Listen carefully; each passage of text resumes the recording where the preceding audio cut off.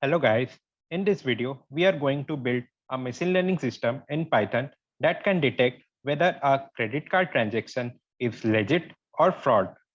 We try to understand the workflow first. First, we need to collect the data and we will see what is the various feature present in the dataset. Once we have data, then we process the data. This dataset is very unbalanced. In this project, I will explain you how to deal with unbalanced dataset, that is the major part in the data preprocessing, and also do the data analysis. Once we analyze the data, then we will split it into training and test data. We feed this training data to our machine learning model, and once we train our model, we will evaluate our model and find accuracy by testing it in the test data.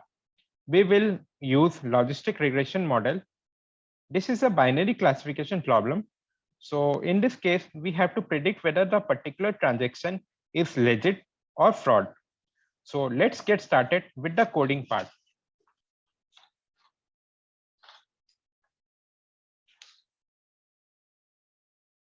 So we will be doing our coding in Google Colab. So I have uploaded the credit card dataset here, and the dataset link will be provided in the description. So let's start by importing the dependencies.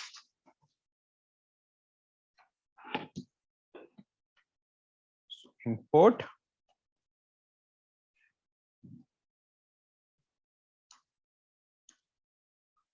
numpy snp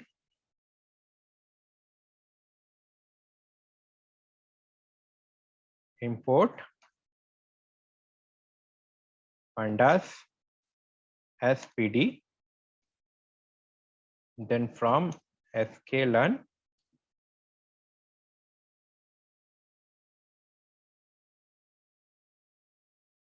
model selection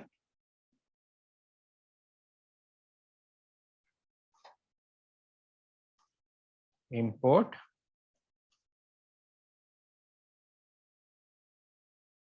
train and test and split. So from sklearn dot linear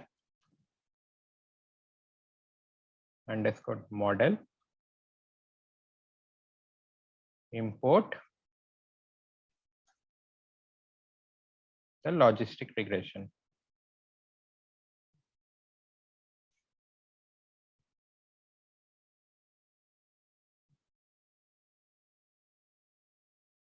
And finally, our evaluation matrix.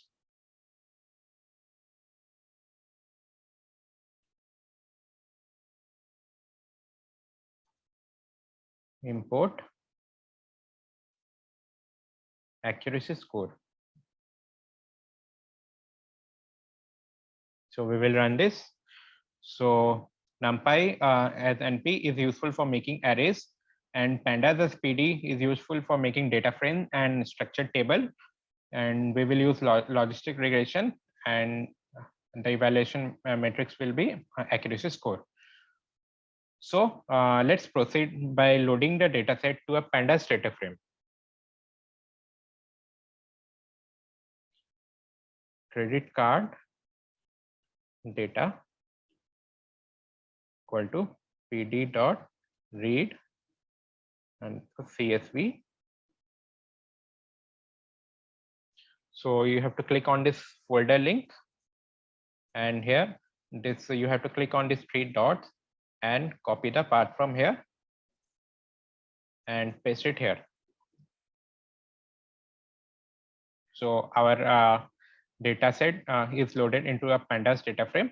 So it's taking time because our data set is huge. So now let's see the first 5 rows of the data set. So credit card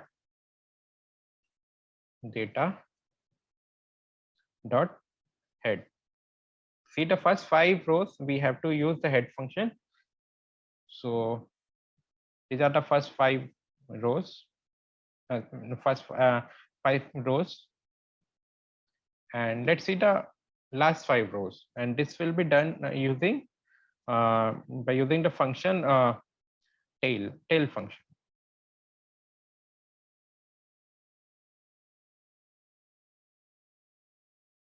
So the tail function shows the last 5 rows of the data set. So you can see it's a time, which is a time in second. We have a transaction of around 48 hours transaction. So first column is time of first transaction, and V20.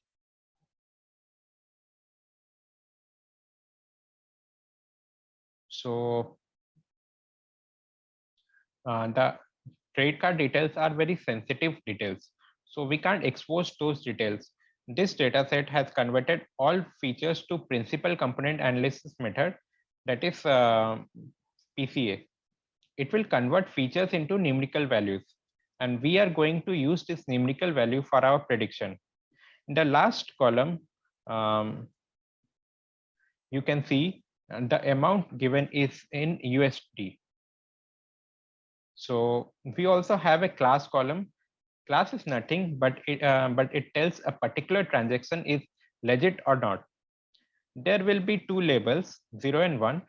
0 stands for the legit transaction, and 1 stands for the fraudulent transaction. So let's see, let's get more information about this data set.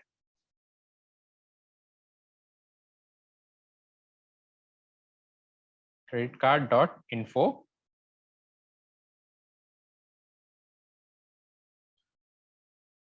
So it basically tells the number of entries and number of columns in the data set, and it tells the data type of each column and how many values are present in each column. So now we will check that is there any missing values in our data set or not. And so let's do that.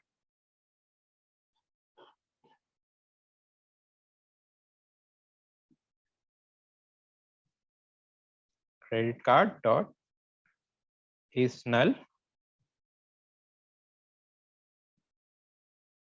dot sum.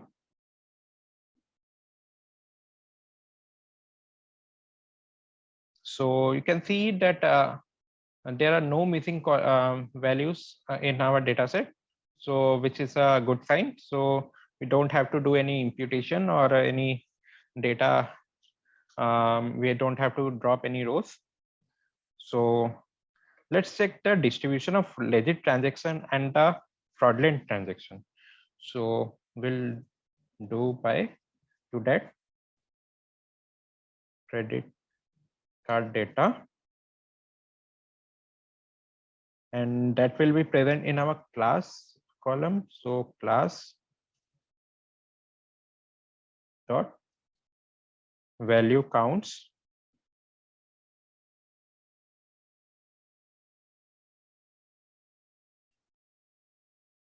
So you can see that the normal transaction are like 284,315, and fraudulent transaction are like 492. So we have to. So now we will separate the data, this legit and fraudulent data, for the data analysis purposes. So legit equal to credit card data, again we will take the credit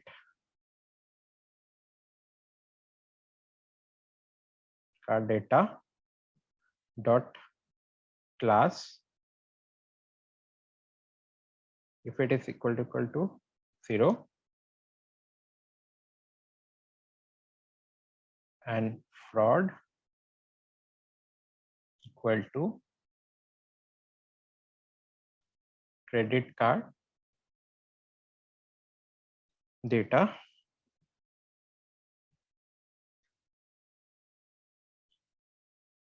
and credit card data dot class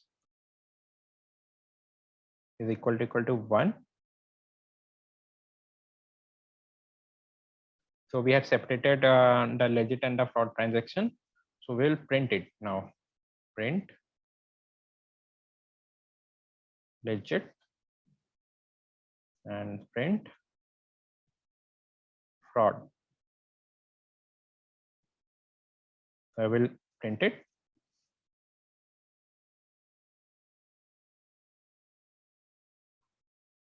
So these are the value.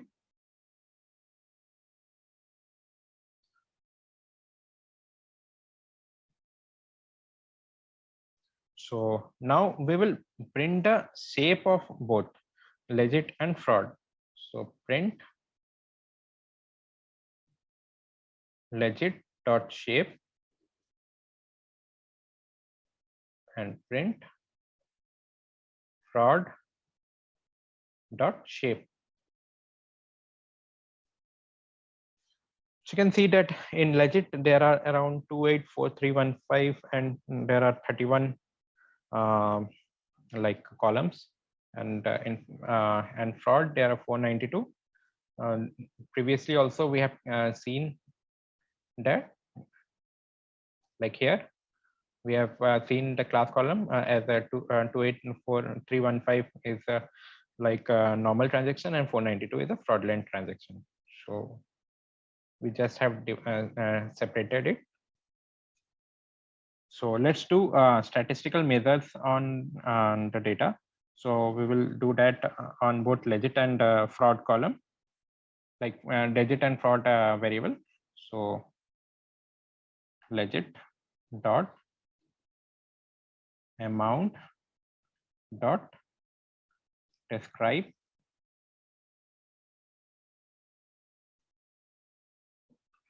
so it shows the count, the mean, the standard deviation, the minimum, the 25 percentile and the 50 percentile, 75 percentile and the maximum. So similarly we will do with the fraud variable also. Fraud dot amount dot describe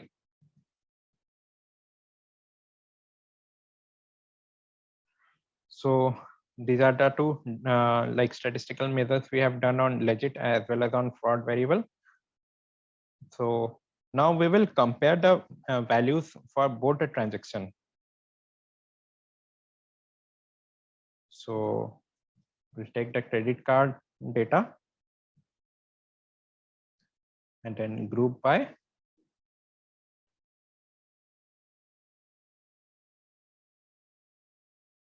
class dot mean.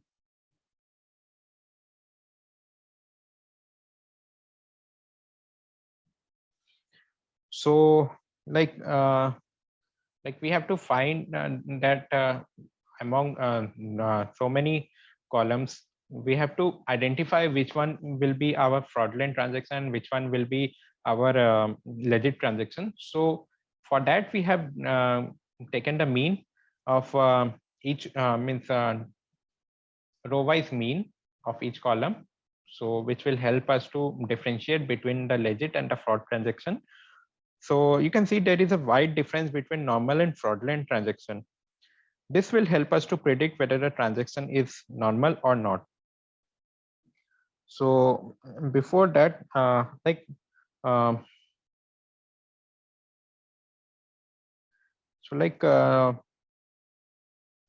more than 2 lakh is a normal transaction, and you can see that more than 2 lakhs are like normal transaction, and like 492 is fraudulent. So we will use a method of undersampling to avoid this unbalanced case, because if we take these kind of data, then obviously the amount of normal transaction is more, and amount of fraudulent transaction is less. So it's pretty much a quite unbalanced data set.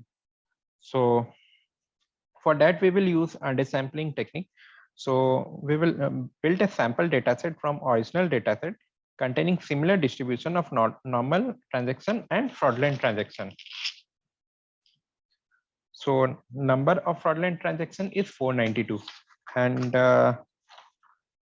for that we'll take Like in this 2 lakh data points of normal transaction, I am going to take randomly 492 transaction and then I will join it to fraudulent transaction. So once we do that, we will have equal number of fraudulent and normal transaction. It will be then a very good data set. So we will do that.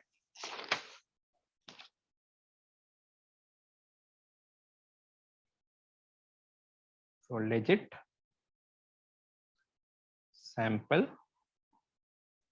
equal to legit dot sample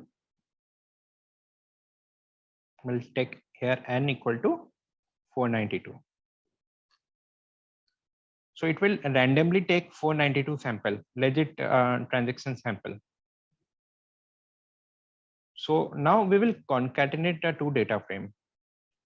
So our new data set will be new data set equal to pd dot concat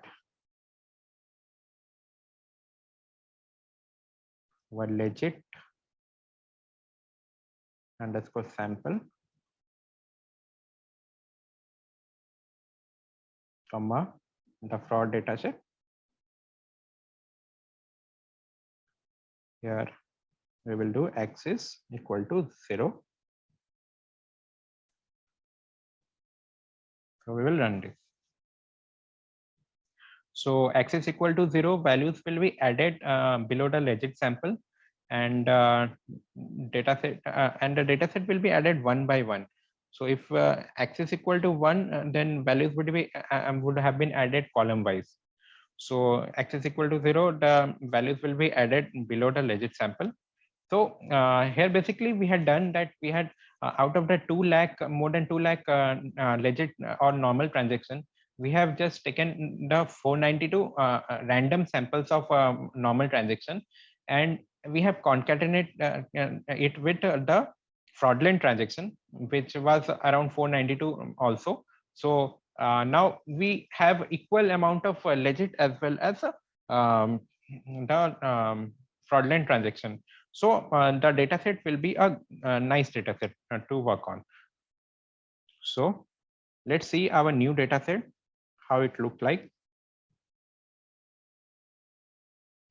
New data set dot head. Let's see the first 5 rows of the new data set. So you can see the first 5 rows of the new data set, and let's check the tail also, means like the last 5 column of the new data set.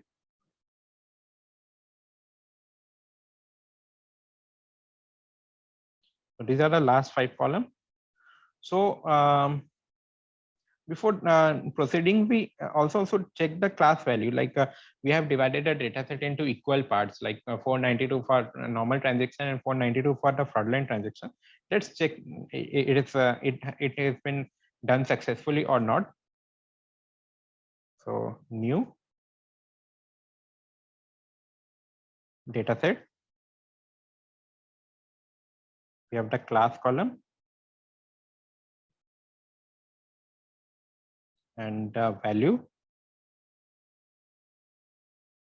underscore counts. So let's run it. So you can see that the normal transaction are 492 and the fraudulent transaction are also 492. So it's now a good unbiased data set.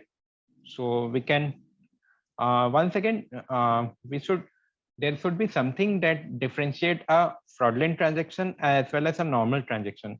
So for that we will do individual mean. We will take out the individual mean of each column in row wise manner, which will differentiate which will help us to differentiate between the normal transaction and the fraudulent transaction. So let's proceed. New dataset dot group by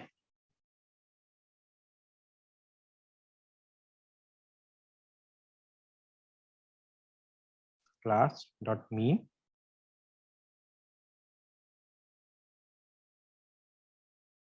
So in this way, we can see that there is a difference between the normal transaction and the fraudulent transaction. So which will help us to predict to do our which will help us to build our model. So like let's start by splitting the data into feature and targets. So x equal to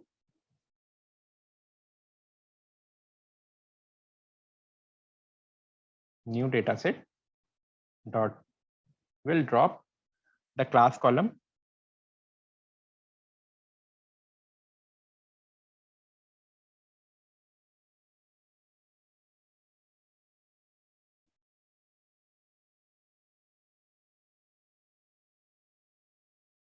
and axis equal to 1. So y new data set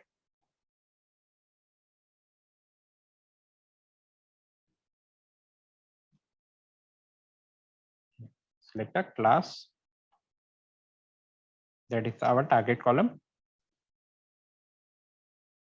So generally axis equal to 1, it drops column, and axis if equal to 0 drops the row. So we will run and we will, let's see, let's print the value of x.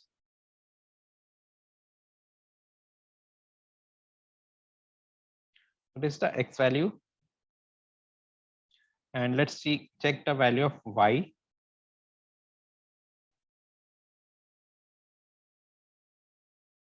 So this is our y value or the target value. So let's now proceed with like we should split the data into training data and testing data. So let's do x train comma x test y train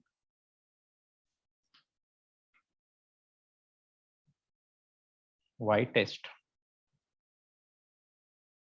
That should be train underscore test split x comma y comma test size equal to point, let's say 0.2, and stratify equal to y, then a random state equal to 2. So we'll run that. So here stratify equal to y means that equal distribution of 0 and 1 will be done in the training and the testing data. So random state equal to 2, like your data will be splitted in the same way as of mine. It is generally used to reproduce the same code. Like my way of splitting and your way of splitting will be the same. And test size will be 0.2, like 20% data will be of the data set will be used as for testing purposes, and the remaining 80% data will be used for the training purposes. So let's check the shape of our training, our xtrain and xtest, and let's compare with that original data set. So we will take the original data set and our xtrain dot shape and xtest dot shape.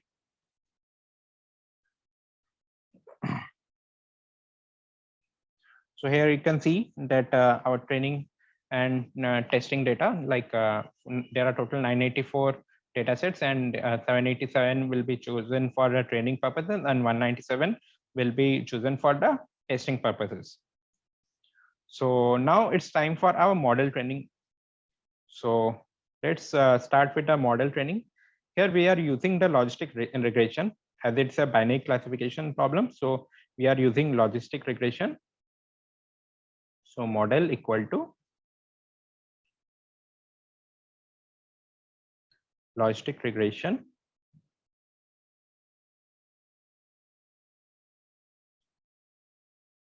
So now we will do the training with the logistic regression model with the, on the training data. So model.fit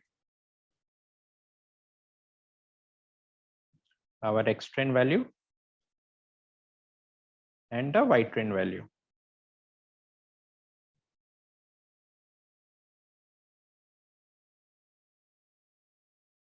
So you can see that our training has been done successfully.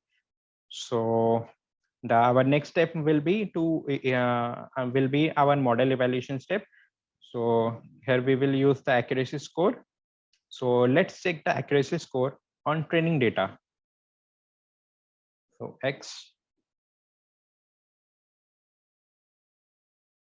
train underscore prediction equal to model dot predict. We'll pass the X train value here.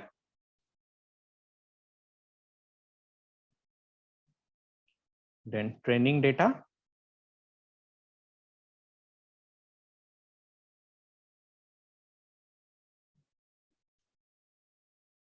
Data accuracy.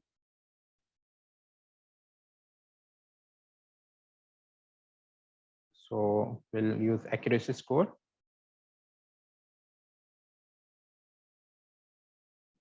We'll take the X train prediction.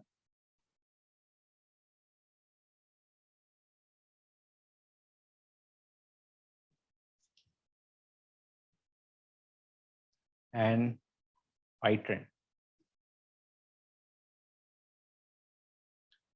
So we'll run it. So now we'll print the accuracy on the training data. The value. So print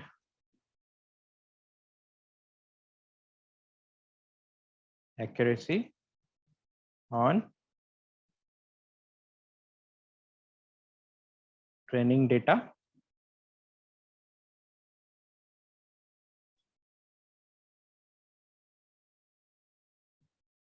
So we'll pass the training data accuracy.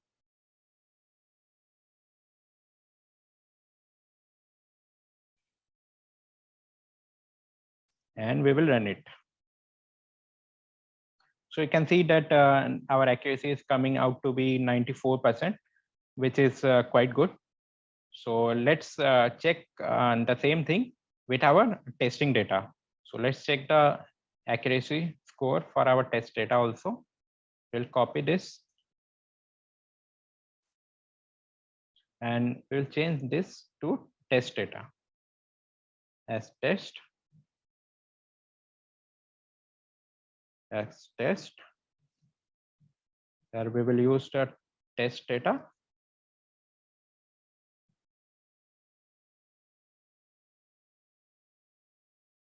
Here also we will use the X test and Y test.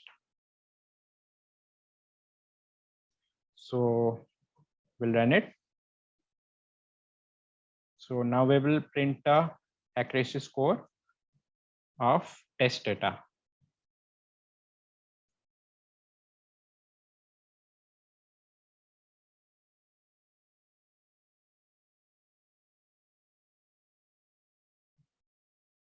So we will run it.